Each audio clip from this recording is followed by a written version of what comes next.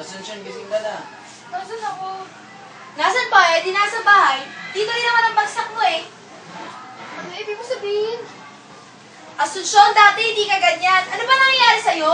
Dati yun, nung buhay pa si tatay. Ibahin mo. Hanggang ngayon pa rin ba ako sinisisi mo sa pagkamatay ng tatay mo? Bakit? Sino ba tapos Asunsyon. sisihin? Hayaan mo kami, Ben. Away namin mag-ina to.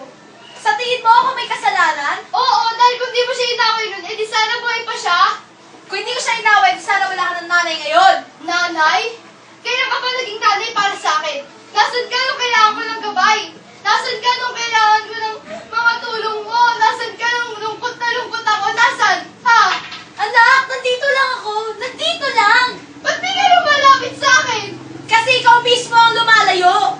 Alam mo ba kung bakit? Dahil hindi mo nagagawa yung mga nagagawa ni Tay para sa atin. Para sa pamilya. Wala kang kwentang magulang. Wala! Wala! Pasensya na kung hindi ako perfectong ina. Pero sana marespetuhin mo yung mga paghihirap na ginagawa ko para sa'yo. Para sa kinabukasan mo, para sa ating dalawa.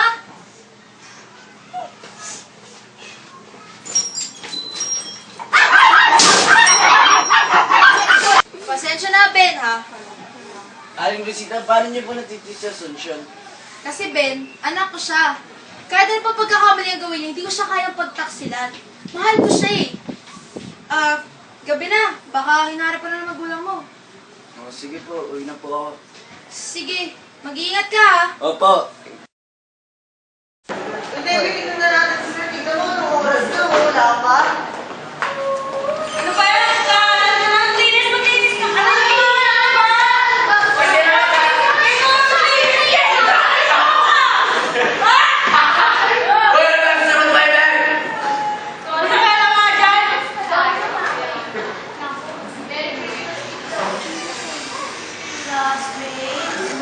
wala daw si Last sir. Hindi na kaya tayo. Sige, tayo mag-usapan pa tayo. Oo nga, pati matres mo, pinapalahiran mo sa mga sikat. Ano ibig niyo sabihin? Huwag ka nga magpakamakan, Lucio. Kalat na sa eskwelahan ang agagaang ginawa mo. Ano? Dapat nga, batiin ka pa namin eh. Kasi magkakaroon ng bakit ng kasikatan ang inirami. Di ba mahirap ka at wala kayong pagkain? Eh, ba't tumulobo yung tiyan mo? Uy, kaya! Sean! Uy, kaya! Hindi! May sisisi ka na ba? Mga walang yan!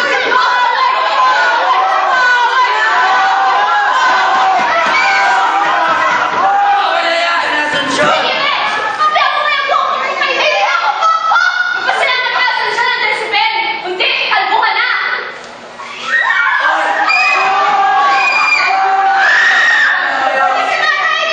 Mabuti pa nga! Seriously, mo? Ano ba ang relasyon ko? Oo! Aling ko po Sorry. Tignan na. Anong gagawin mo? Isa na naiisip ko. Ayun. Si Aling Rosita. Marco! Marco, iniiwasan mo ba ako? Hindi. Halika nga dito. Ano ba problema mo, Asunsyon? Tignan mo ginawa mo sa akin. Ano?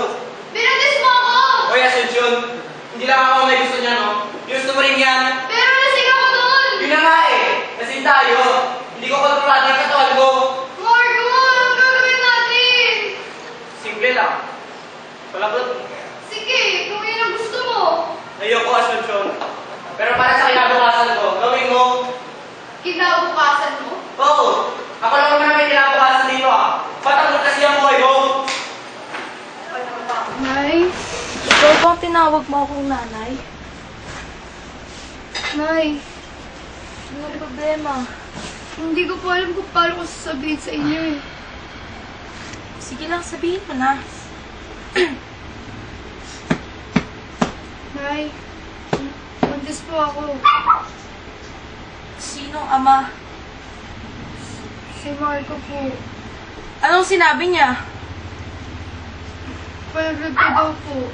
Hindi mo ipapalaglag yan! Ginawa niya yan, buhayin niyo! Pero Nay, Kung kailangan magtrabaho ako, gagawin ko para lang mabuhay ang anak niyo. Nay, mahirapan kayo.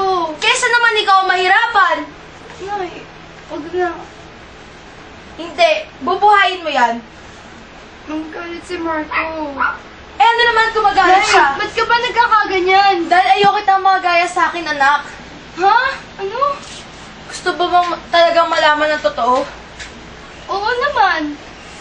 Ako ang pumatay sa tatay mo. Pero Nay, Nasa tiyan pala kita. Gusto ka na niyang ipalaglag. Naalala mo ba nung 7 taong gulang ka? Yung gusto mong pumunta ng mall? Ba hindi kita pinayagan nun? Iyak ka pa nga ng iyak eh. Kasi alam ko pag nasa mall na kayo, iiwan ka na lang niya basta-basta. Ayoko naman mangyari yun. Naalala mo pa yung gusto mo pumunta dun sa trabaho niya? Yung sa malayong lugar, hindi rin kita pinayagan nun. Kasi alam ko iiwan ka niya lang dun. Lahat ginawa ko, Asunsyon, para lang mapalayo ka sa kapahamakan. Kahit alam kong magre-rebelde ka, tinanggap ko yun. Hanggang sa isang araw, may dala na siyang kutsilyo dun sa kwarto namin. Inagaw ko yung kutsilyo. Hindi ko naman sinasadyang masaksak siya eh. Pero nagawa ko dahil alam ko sasaktan ka lang niya. Kaya, pakiusap ko anak, buhayin mo yung anak niyo.